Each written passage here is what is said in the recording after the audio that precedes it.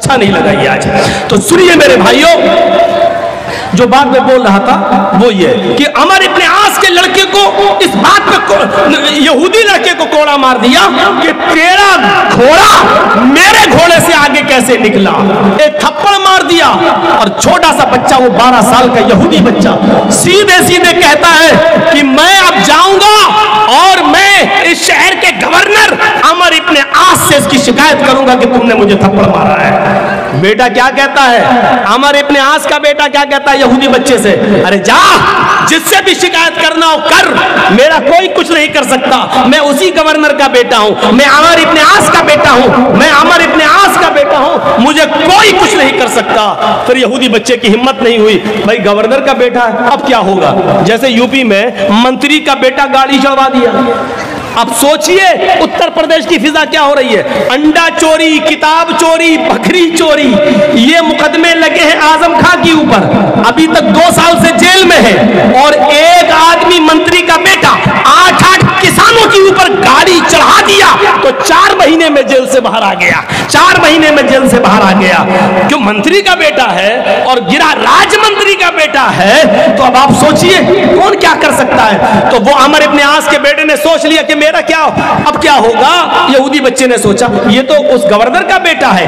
1 महीने के बाद जब हजरत उमर आते हैं और उन्होंने तमाम लोगों को इकट्ठा किया, पूछा तुम अमर इब्ने आस से खुश हो या नहीं, मैंने जिसको गवर्नर बनाया था तुम उससे खुश हो या नहीं। तमाम लोग कहते हैं खुश हैं, अमर इब्ने आस की हुकूमत बहुत अच्छी चल रही है, अच्छा काम कर रहे हैं, हमें कोई परेशानी नहीं है। एक छोटा सा बच्चा, वही 12 साल का यहूदी का, खड़ा होकर कहता है कि मैं अमर इब्ने आस से खुश हूं, सब कुछ ठीक है, लेकिन अमीरुल मोमिनीन एक चीज का इंसाफ मुझे चाहिए। आज से 1 महीना पहले अमर इब्ने आस के बेटे ने मुझे थप्पड़ मार दिया था, सिर्फ इसलिए कि मेरा घोड़ा इनके घोड़े से आगे निकल गया था। इसी बात पर गुस्सा होकर इन्होंने थप्पड़ मार दिया था। अच्छा इधर आओ, उस 12 साल के बच्चे को बुलाया और यहूदी बच्चे को बुलाया, इधर आओ, अपनी गोद में बिठाया, पूरी बात बताओ। पूरी बात बताई, कहा कि अमर इब्ने आस के बेटे ने मारा। कहा फिर तुमने शिकायत क्यों नहीं की? कहा इसलिए नहीं की कि अमर इब्ने आस के पास जब मैं आ रहा था तो अमर इब्ने आस का बेटा मुझसे बोला मेरा कुछ नहीं होगा, मैं अमर इब्ने आस का बेटा हूं, मैं गवर्नर का बेटा हूं, मेरा कोई कुछ नहीं कर सकता। फरमाया अच्छा चलो एक थप्पड़ मारो। एक थप्पड़ अमर इब्ने आस के बेटे के मारा गया, जोर से थप्पड़ लगाया गया, जल्लाद ने थप्पड़ लगाया। फिर अमर इब्ने आस से कहा आप भी इधर आइए। अमर इब्ने आस ने कहा मुझे क्यों? जल्लाद से कहा एक थप्पड़ इसके बाप के भी मारो, इस गवर्नर के भी मारो। पूछा ऐसा क्यों? कहा पहले थप्पड़ खाओ उसके बाद बताता हूं। एक थप्पड़ अमर इब्ने आस के भी पड़ गया। अमर इब्ने आस ने कहा आपका इंसाफ तो ठीक है, बेटे ने मारा था, बेटे को मारा गया, लेकिन मुझे किस लिए मारा गया है? आया अमीरुल मोमिनीन क्या आप ये बताएंगे? फरमाया हाँ तुम्हें इसलिए मारा गया है क्योंकि तुमने अपने बेटे को सही तालीम नहीं दी है, तुमने अपने बेटे को सही तरबियत नहीं दी है, तुमने अपने बेटे को सही दर्स नहीं दिया है। तुम्हारा बेटा ये कैसे बोला कि मैं इस शहर के गवर्नर का बेटा हूं, मेरा कोई कुछ नहीं कर सकता। इसका मतलब यह है कि तुमने उनको इस्लाम की तालीम नहीं दी है, उनको तुमने इस्लाम की दावत नहीं दी है, उनको बताया नहीं है कि इस्लाम में अमीरी गरीबी कुछ नहीं, छोटा बड़ा कुछ नहीं होता है, सब बराबर है। आपके बेटे को ये तरबियत कहां से मिली कि मेरा बाप गवर्नर है, मेरा कोई कुछ नहीं कर सकता है? तुमने अपने बेटे को सही तालीम नहीं दी है, इसलिए ये थप्पड़ तुम्हें मारा गया। अब आइंदा तुम अपनी औलाद को भी सही तरबियत दोगे। ये अदल था, ये इंसाफ था, ये फैसला था मेरे भाइयों उस जमाने का। कुरान यही कहता है कि कोई दुश्मन भी तुम्हारा हो लेकिन फैसला करना हो तो दुश्मन के अगर हक में जा रहा तो कर दो, ये मत देखो कि ये मेरा दुश्मन है, इसको हम कैसे। वला यजरिमन्नकुम शनानु कौमिन अला अल्ला तादिलू, कोई कौम की दुश्मनी तुम्हें किसी के साथ बेइंसाफी करने पर मजबूर न कर दे। एक और चीज कुरान कहता है, कुरान ने ये बात बताई है और इस बात पर हम आपकी बात थोड़ा सा रख लेंगे, वेदों के मंत्र भी चलो इसमें हम थोड़े से जोड़ देंगे मेरे भाइयों। यहां पर कुरान ने दुश्मनी की एक वजह यह बताई है कि दुश्मनी कब होती है लोगों के दरमियान, उसके जड़ को खत्म कर दिया है। और उसके जड़ को खत्म करते हुए क्या कहा, वला तसुब्बुल्लज़ीना यदऊन मिन दूनिल्लाहि फयसुब्बुल्लाह अदवन बिगैरि इल्म। तुम दूसरों के माबूदों को बुरा भला मत कहो, तुम दूसरों के बुजुर्गों को बुरा भला मत कहो, तुम दूसरों के बुजुर्गों को गाली मत दो। फयसुब्बुल्लाह, जवाब में वो तुम्हारे अल्लाह को गाली देंगे। भाई तुम, अल्लाह के नबी ने फरमाया तुम किसी की माँ को गाली मत दो। तो साहबी ने पूछा अल्लाह के रसूल, अल्लाह के नबी ने कहा कि तुम अपनी माँ को गाली मत दो। तो साहबी ने कहा अल्लाह के रसूल अपनी माँ को गाली कौन देगा, ऐसा कौन नालायक बेटा होगा जो अपनी माँ को गाली देगा। तो अल्लाह के नबी ने कहा तुम किसी की माँ को गाली दोगे, किसी को उसकी माँ की गाली दोगे, जवाब में वो तुम्हें तुम्हारी माँ की गाली देगा, तो इसका मतलब क्या हुआ कि तुमने अपनी माँ को गाली दी। न तुम उसकी माँ को गाली देते, न वो जवाब में तुम्हारी माँ को गाली देता। तो गोया कि तुमने खुद अपनी माँ को गाली दी है। कितनी अच्छी बात है, बताइए, इतनी अच्छी बातों को छोड़कर आप ओम भोम सुनना चाहते हैं, समझ से बाहर की बात है। तुम दूसरों के बुजुर्गों को गाली मत दो, दूसरों के खुदाओं को गाली मत दो, वरना वो तुम्हारे असली खुदा को गाली देंगे। आप राम को या लक्ष्मण को या ईसा को या मूसा को, पहली बात तो कोई मुसलमान ईसा मूसा को बुरा कह ही नहीं सकता, क्योंकि वो मुसलमानों का अकीदा कि वो भी हमारे नबी है, अल्लाह ने नबी बनाकर भेजा। तुम न किसी बुद्ध को, न किसी महावीर को, न किसी कृष्ण को, राम को, लक्ष्मण को, हनुमान को, तुम किसी को गाली न दो, इसलिए कि अगर तुम इनको बुरा कहोगे तो इनके मानने वाले तुम्हारे असली खुदा को, असली रब को बुरा कहेंगे। असली रब को बुरा कहेंगे तो इसका मतलब यह कि तुम खुद अपने रब को गाली देने के जिम्मेदार बन रहे हो।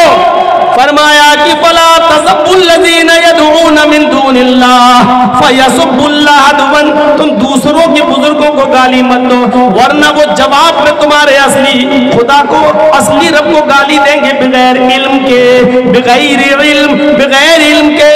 इसमें तो कोई शक ही नहीं है कि अल्लाह एक है, और इसको सब मानते हैं, दुनिया की हर कौम मानती है, हर मजहब मानता है कि अल्लाह एक है। उनके यहाँ रसूल, नबी, ऋषि, अवतार, पैगंबर के भी आने का सबूत मिलता है।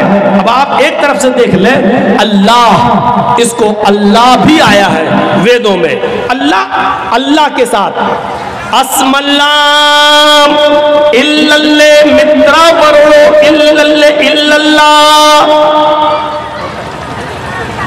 देख रहे हैं आप, अस्मल्लाम इल्लल्लाह मित्रा वरुणो, इस दुनिया का बनाने वाला अल्लाह है, अल्लाह के शब्द के साथ आया है, अल्लाह के शब्द के साथ। इल्लल्ले मित्रा वरुणो इल्लल्ले, उसके अतिरिक्त कोई अल्लाह नहीं है, उसके अलावा कोई नहीं है, उसके अलावा कोई है ही नहीं। ये अल्लाह के साथ आया है, ईश्वर के साथ भी आया है, प्रभु के साथ भी आया है, बहुत आया है, और अग्नि के साथ भी आया है, अग्नि के साथ भी आया है। कुरान की फर्स्ट आयतें आप उठाएंगे, अल्हम्दुलिल्लाहि रब्बिल आलमीन अर्रहमानिर रहीम मालिकी यौमिद्दीन, वेद आप खोलेंगे तो आपको भी सबसे पहले यही पंक्तियां मिलेंगी, महीदे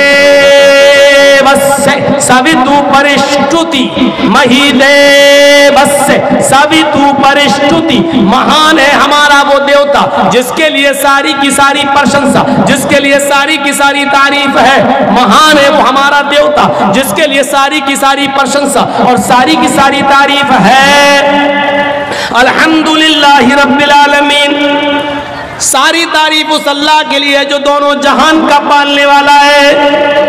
उसके बाद दूसरा मंत्र वेद में, बसुर दयामाना, वो बड़ा दयालु और कृपालु है। बसुर दयामाना, उससे ज्यादा दयालु और कृपा करने वाला कोई है ही नहीं। और रहमानिर रहीम, वो बड़ा रहम करने वाला, इंतहाई मेहरबान है, उससे ज्यादा रहम करने वाला कोई है ही नहीं। वेद के अंदर पढ़िए आप, नई सुपथराए आसमान, नई सुपथराए आसमान, सुंदर पथ रास्ता, राय चलाना आसमान, हमको हमारे फायदे और लाभ के लिए सुंदर रास्ते पर चला, हमको हमारे फायदे के लिए लाभ के लिए सुंदर रास्ते पे चला। इहदीना सिरातल मुस्तकीम, हमको सीधे रास्ते पे चला, सुंदर पथ रास्ता, सुपथराए आसमान, हमको सुंदर रास्ते पे चला।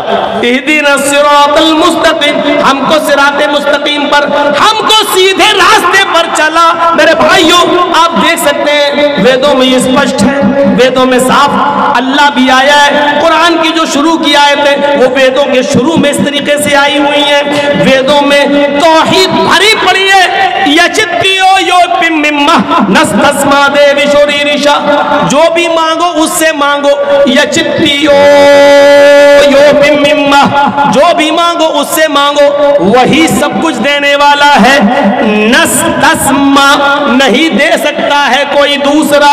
देवीशो, देवी देवता, रीरिशा, तुम्हें कुछ भी उसके अलावा कोई दूसरा देवी देवता तुम्हें कुछ भी नहीं दे सकता है। देखिए कितना स्पष्ट कह दिया। यचित्तियो यो पिम्मिम्मा नस्तस्मा देवीशो रीरिशा, जो कुछ भी मांगो उससे मांगो, उसके अतिरिक्त उसके अलावा कोई भी देवी देवता तुम्हें कुछ भी नहीं दे सकता है।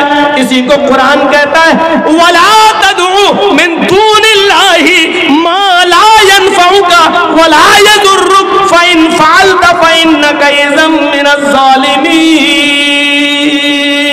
फइन फअलता फइन्नका इज़म मिनज़ ज़ालिमीन।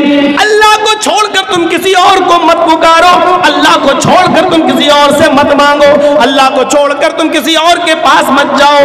वला तदउ मिन दूनिल्लाह मा ला यनफउ वला यज़ुर्रुक, वो तुम्हें न लाभ दे सकता है, न हानि, न नुकसान पहुंचा सकता है, न फायदा, न प्रॉफिट दे सकता है, न लॉस दे सकता है।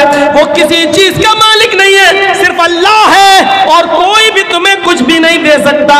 फ़इन फ़अलत फ़इन्नका इज़म मिनज़ ज़ालिमीन, अगर तुम ऐसा करोगे तो जालिम करार दिए जाओगे, अगर ऐसा करोगे तो जालिमों में लिखा जाएगा तुम्हारा नाम, अगर ऐसा करोगे तो जुल्म का शिकार बन जाओगे, जालिम कहलाए जाओगे तुम। यानी अल्लाह के अलावा दूसरे से मांगोगे तो जालिम करार दिए जाओगे। ये वेदों में लिखा हुआ है कि जो कुछ मांगना है ऊपर वाले से मांगो, जो कुछ भी मांगना अल्लाह से मांगो, उसके अलावा अगर किसी और के सामने अपना दामन फैलाओगे तो जालिम लिखे जाओगे, जालिम करार दिया गया है।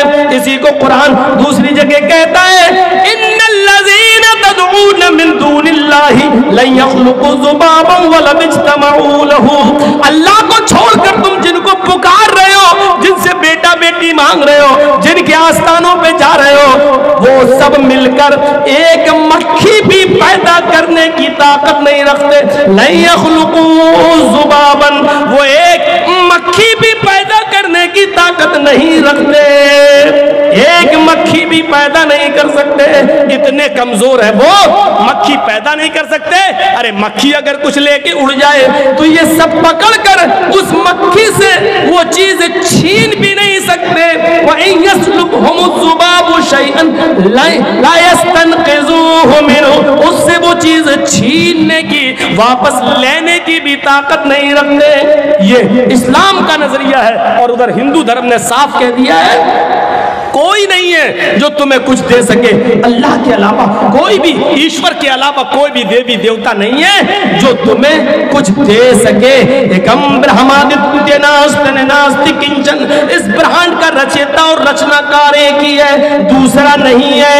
एक और जगह ऋग्वेद में कहा अहम ब्रह्मा अस्ति, अहम सूर्य अस्ति, अहम चंद्र अस्ति, अहम इंद्र अस्ति, हम ही ब्रह्मा है, ब्रह्मांड के रचयिता और रचनाकार हम ही है। हम सूर्य अस्ति, दिन बनाने वाले और रोशनी पैदा करने वाले भी हम ही है। हम चंद्र अस्ति, रात लाने वाले और रात में रोशनी करने वाले और अंधेरा भी करने वाले हम ही है। हम इंद्र अस्ति, हम ही इंद्र है, सारे खजाने तुम्हें देने वाले भी हम ही है। जो कुछ भी मांगो हमारे अतिरिक्त, हमारे अलावा तुम्हें कोई कुछ नहीं दे सकता है। ये तौहीद भरी पड़ी है वेदों के अंदर। लेकिन ये भी कहा ओम निराकारम मस्ति निराकारम मस्त, उस ईश्वर का कोई आकार नहीं है, उसकी मूर्ति मत बनाओ, वो बगैर मूर्ति का है, उसकी कोई मूर्ति, उसकी कोई स्टैच्यू, उसका कोई मुजस्समा बना ही नहीं सकता है। वो स्टैच्यू है, उसका कोई स्टैच्यू नहीं बना सकता है। ओम निराकारम मस्त, वो निराकार है, उसका कोई आकार है ही नहीं है। इसलिए साष्टांग कर्तव्यति मस्तिष्क दृष्टिकोणास, लिहाजा जब भी साष्टांग करो, प्रार्थना करो, प्रे करो, इबादत करो, नमाज पढ़ो, तो अपनी नजर को साष्टांग यानी सजदे की जगह पर रख लो। ये श्रीमद् भागवत गीता में कहा जा रहा है कि अपनी नजर को, अपनी दृष्टि, अपनी आंख को साष्टांग जहां सजदा किया जाता उस जगह रख लो। अब बताइए नमाज में कहां रखा जाता अपनी नजर? सजदे की जगह पर, सजदे की जगह पर। यही बात गीता में कही गई है कि जब भी तुम प्रे करो, इबादत करो, पूजा करो, तो अपनी दृष्टि और अपनी आंख कहां रख लो? सजदे की जगह पर, सजदे की जगह पर रख लो। ये इदम जन, और इसी को कहा गया है उसी के अंदर, योगी उज्जीत सततमात्मानम रहस्यस्थिता एकाकी अच्युतात्मा निराशीर परिग्रह। जब पूजा करने खड़े हो जाओ, नमाज पढ़ने खड़े हो जाओ, इबादत के लिए खड़े हो जाओ, तो पूरे शरीर का योग कर लो, पूरे शरीर की पूजा करो, पूरे शरीर के अंग अंग की एक्सरसाइज करो। योग युज्जीत सततमात्मानम रहस्यस्थिता, और इसको हमेशा करते रहना, कभी मत छोड़ना, बराबर करते रहना, कभी मत छोड़ना। अगर एक टाइम की भी पूजा छोड़ दोगे, रहस्यस्थिता, तो धर्म से हट जाओगे, धर्म पे कायम नहीं रहोगे। एकाकी, एक ईश्वर के सामने खड़े हो जाना, यच्चतात्मा, और अपनी आत्मा को उसी की तरफ, अपने हृदय और दिल को उसी की तरफ लगा देना। निराशीर, सबसे निराश हो जाना, परिग्रह, लेकिन ऊपर वाले से निराश मत होना। परिग्रह, ऊपर वाला ही सब कुछ देने वाला है। यानी जब नमाज पढ़ने खड़े हो, एकाकी, तो एकाकी, एक अल्लाह के सामने खड़े हो जाओ, एकाकी यच्चतात्मा, और अपनी आत्मा को, अपने हृदय को वहीं लगा लो। यानी नमाज में इधर उधर मत देखो, दिल ऊपर अल्लाह की तरफ लगना चाहिए। इसी को अल्लाह के नबी ने फरमाया, ताबुदल्लाह कान्नका तराह, अल्लाह की इबादत जब करो तो ऐसे करो गोया कि तुम अल्लाह को देख रहे हो। फ़इन लम तकुन तराह फ़इन्नहु यराक, अगर ये तसव्वुर तुम्हारे अंदर ना आ सके तो फिर ये तसव्वुर आ जाए कि वो हमें जरूर देख रहा है। जब तुम ये सोचोगे कि अल्लाह हमें देख रहा है, तो इबादत अच्छी तरीके से करोगे, अच्छी तरीके से नमाज पढ़ोगे, अच्छी तरीके से इबादत करोगे। वेदों में अल्लाह का नाम, वेदों में नबी का नाम, वेदों में कुरान का नाम, वेदों में आखिरत का, कयामत का जिक्र वेदों में भरा पड़ा है मेरे भाइयों। लेकिन 20 साल की वेदों से भरी जिंदगी और 20 साल से संस्कृत और रामायण गीता सुनाने के बाद भी हम इस नतीजे पर नहीं पहुंचे कि इतना सुनाने के बाद एक गैर मुस्लिम को भी मुसलमान बनाया जा सका हो। मेरे प्यारे साथियों, 20 साल से वेद पढ़ रहे हैं, 20 साल से तकरीरें वेद और रामायणों पर हो रही हैं, लेकिन 20 साल की जिंदगी में एक भी बिहार, बंगाल की सरजमीन पर एक भी आदमी ऐसा नहीं आया जो वेद और रामायण सुनकर ये कहा हो कि हम इस्लाम ला रहे हैं, हम मुसलमान हो रहे हैं। क्योंकि मेरे भाइयों, हमने सही टाइम का इंतखाब नहीं किया है। जिस वक्त हमारे गैर मुस्लिम भाई सुनना चाहते हैं, उस वक्त आप सुनाना नहीं चाहते हैं। हमारे उत्तर प्रदेश में अभी तो खैर इलेक्शन का दौर है, 1 साल पर शायद प्रोग्राम नहीं हो रहा है। बम्बई वगैरह चले जाइए तो गैर मुस्लिमों के लिए जलसे होते हैं, करते हैं, तो वहाँ क्या करते हैं, उनके लिए आगे कुर्सियाँ बिछा दी जाती हैं आगे, और उनको सवाल जवाब करने की पूरी परमिशन होती है।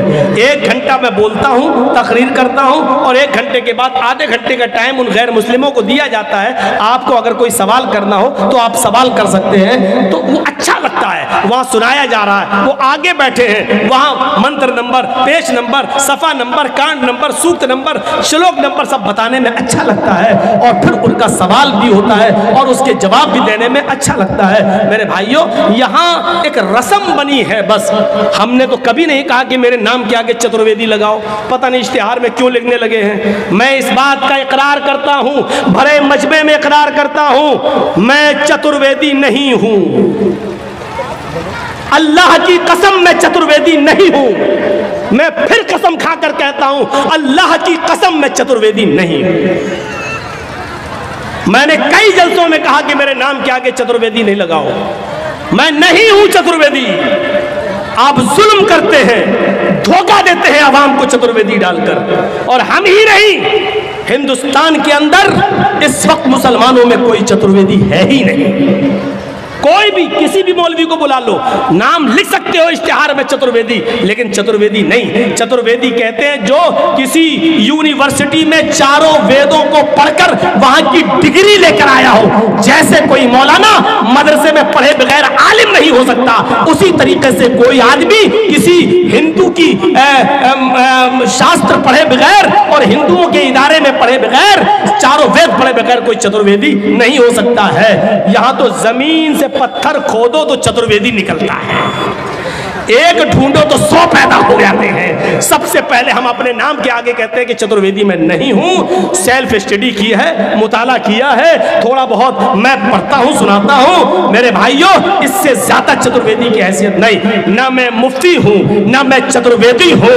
मेरे नाम के आगे ये चतुर्वेदी का लफ्ज न लगाया जाए। कई जगहों पर मैंने कहा, आज भी कह देता हूं कि चतुर्वेदी का लफ्ज मेरे नाम के आगे नहीं लगाया जाए। ये धोखा होगा आवाम को चतुर्वेदी का लफ्ज निकालकर। हम चतुर्वेदी नहीं है।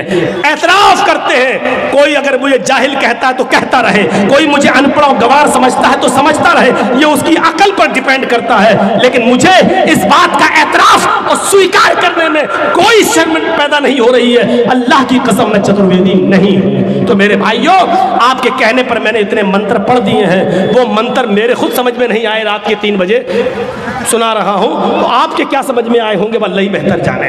इससे तो अच्छी तकरीर वो थी जो चल रही थी। 1 बजे मेरा टाइम था, 3 बज चुके हैं। मेरे प्यारे साथियों, मैंने 2 घंटे का टाइम आपका लिया है। अब मैं इस उम्मीद के साथ आपसे रुखसत हो जाऊंगा कि आप इस इंसानियत को बरकरार रखें। और इंसानियत में हिंदू, मुसलमान, सिख, ईसाई सब आते हैं। सबकी इज्जत होनी चाहिए, सबका सम्मान होना चाहिए, और सबको बराबरी की नजर से देखा जाना चाहिए। सबके साथ हमदर्दी होनी चाहिए, सबके साथ वफादारी होनी चाहिए। और यही इस्लाम की दावत है, यही इस्लाम की शिक्षा है, यही इस्लाम का मिजाज है। इसको समझने की जरूरत है। अल्लाह ताला से दुआ है कि बारे इलाह हमारी खताओं को माफ फरमा दे, हमारे गुनाहों को बख्श दे, हम जमीअ मुसलमानों को समझने की तौफीक अता फरमा, और हमें इंसानियत हमारे अंदर भर दे। ऐ अल्लाह, जब तक तो हमें जिंदा रखे, इस्लाम पे जिंदा रखना, और जब हमारा खात्मा हो तो ईमान पर हमारा खात्मा फरमाना। वमा अलैना इल्लल बलागुल मुबीन व आखिरु दअवाना अल्हम्दुलिल्लाहि रब्बिल आलमीन। हो सकता है मेरे बाद कोई और भी मुकर्रिर हो, आप उनको सुनिए, बैठिए। हो सकता है मेरे भाई, अच्छी बात नहीं है कि आप सिर्फ हमें सुन लेते हैं और उसके बाद चले जाते हैं, ये चीज़ सही नहीं है। लिहाजा आपसे गुजारिश है कि अगर कोई और मुकर्रिर बाकी हो तो उनको भी आप सुनिए, उनकी भी इज्जत कीजिए। सब आलिम आते हैं, अगर आप उनको इज्जत नहीं देंगे तो ये अच्छा नहीं होगा, फिर क्या इज्जत लेके जाएगा। अल्लाह ताला हमें सब उलमा की इज्जत करने की तौफीक अता फरमाए।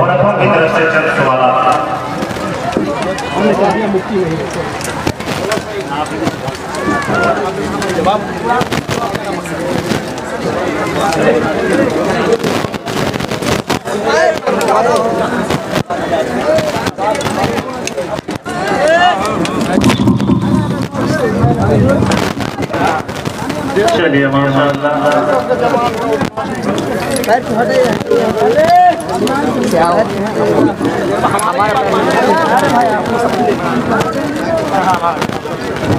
आप लोग बैठिए भाई, और हमारे उलमाए किराम को सुनेंगे। मौलाना बहुत ही खूबसूरत खिताब फरमा रहे थे। आप तमाम का मैं तहे दिल से शुक्रिया अदा कर रहा हूँ, और अकीदत और मोहब्बत के साथ आपको सलाम भी पेश करता हूँ कि आप लोग प्रोग्राम में आए और हमारी हौसला अफजाई की और अराकीन मदरसा की भी हौसला अफजाई की और सबसे